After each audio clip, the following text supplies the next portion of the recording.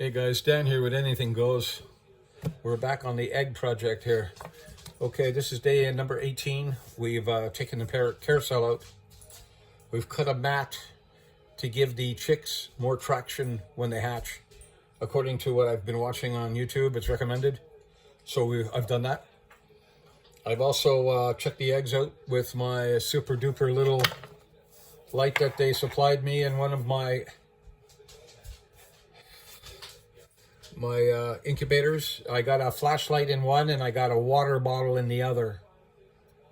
Interesting, right? So anyway, this is I used my large flashlight to check the eggs out, and they checked out okay. All the air pockets look right.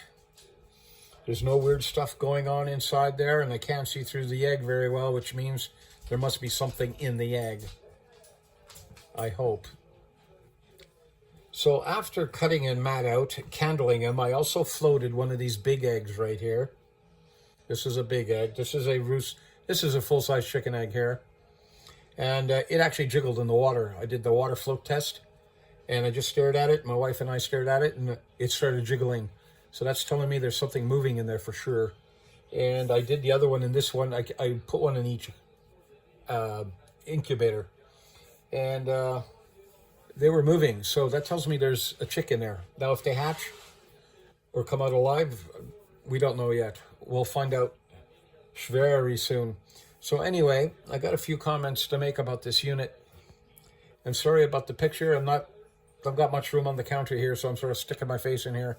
A few things I'd like to show you that I've learned since starting this. Okay, so I cut a mat out, give them traction so they don't flop all over the place. If you watch enough of these YouTube programs, you'll know exactly what I'm talking about. I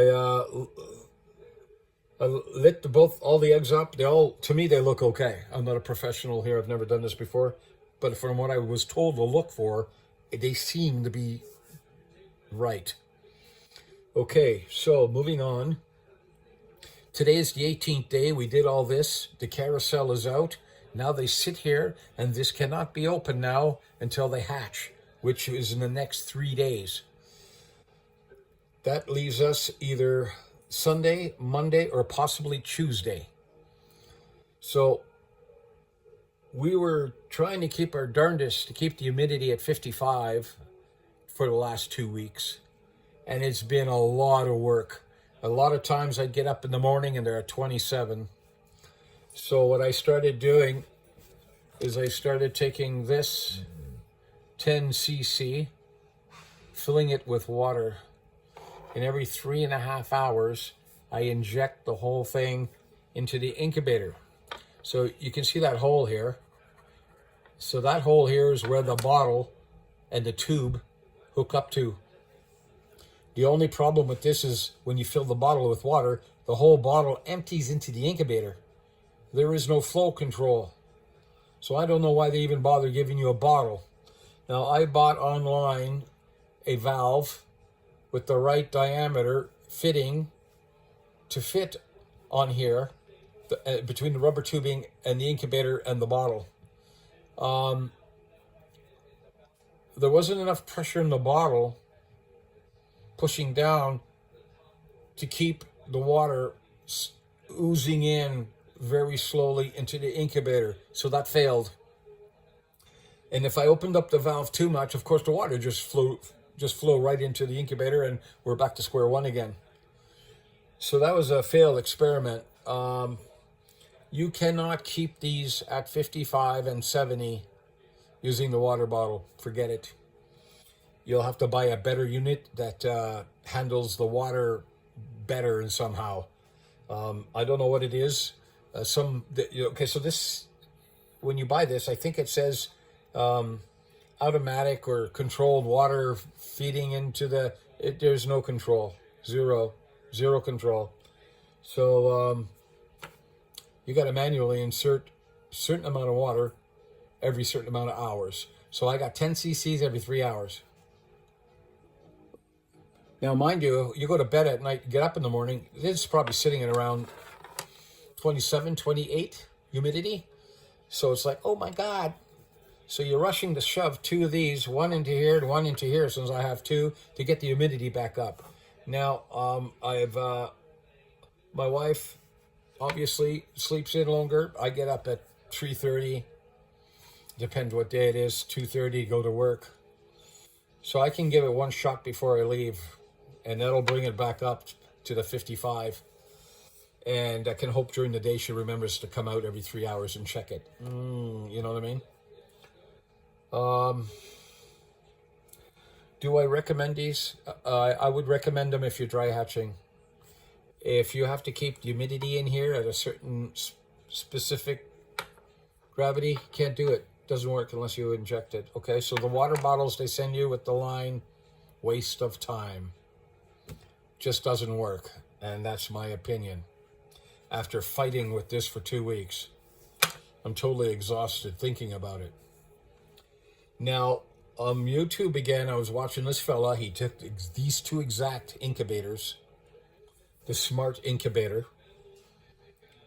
They're both Smart Incubators. They just got different names on it depending who's purchasing the unit to sell it, right?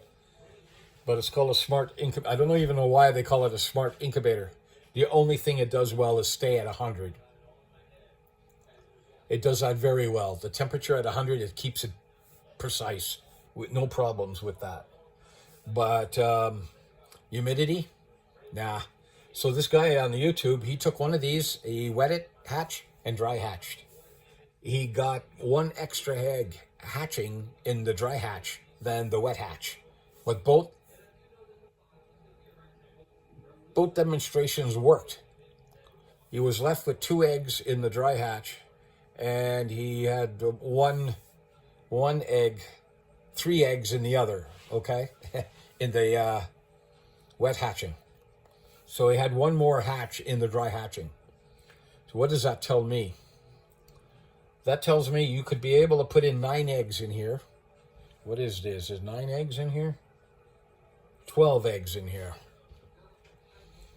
Start it and walk away from it. Do your 7-day check, do your 14-day check, and then do your 18-day check, and then that's it. Seal it up and don't touch it. So in the next couple of days, we're going to find out what's going to happen with these eggs.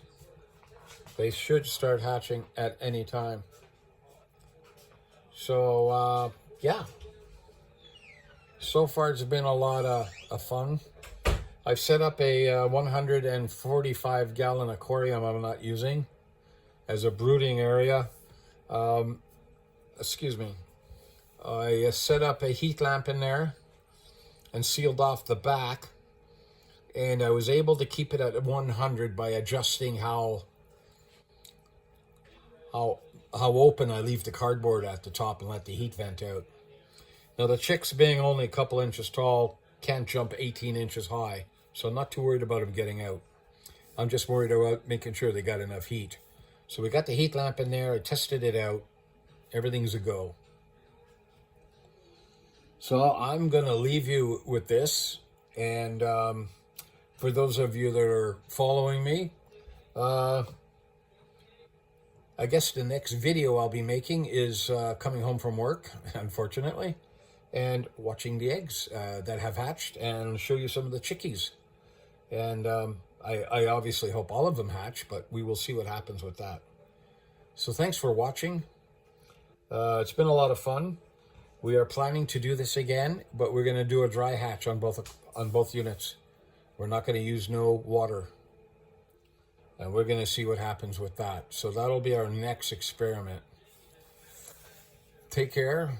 Thanks a lot for giving me a thumbs up. I appreciate that. If you want to try this, it's a lot of fun. You don't need 2 incubators. I just happen to get enough eggs to fill the incubators. So I started out with 14 eggs. And I'm down to 5, 6, 7, 8, 9. I'm down to 10 eggs. So obviously I've lost 4 eggs so far that hadn't show any signs of growth. So you got to pull them out, because if they rot in there and break, I hear it's, well, eggs stink, right? Let's just say what it is. So far, so good. Okay, thank you very much.